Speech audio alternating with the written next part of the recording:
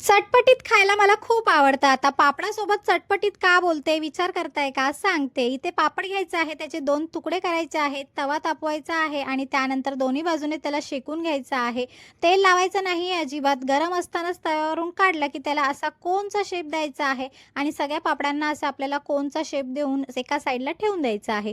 त्यानंतर घ्यायचं आहे एक बाउल, त्यामध्ये एक बारीक चिरलेला कांदा, एक बारीक चिरलेला टोमॅटो, माझ्याकडे थोडेसे मूग होते उकडलेले ते घातले होते. नंतर बारीक चिरलेली मिरची, कोथिंबीर घातली होती. 1 चमचा लाल तिखट, 1 चमचा चाट मसाला, अर्धा चमचा काळी मिरी आणि थोडेसे माझ्याकडे वेफर होते तेही क्रश करून घातले. नंतर मला लसूणचा चिवडा खूप आवडतो म्हणून तेही घातलं होतं आणि खूप सारा असा लिंबू पिळला होता. त्यानंतर चवीनुसार मीठ घालायचं आहे आणि 1 चमचा तेल घालायचं आहे.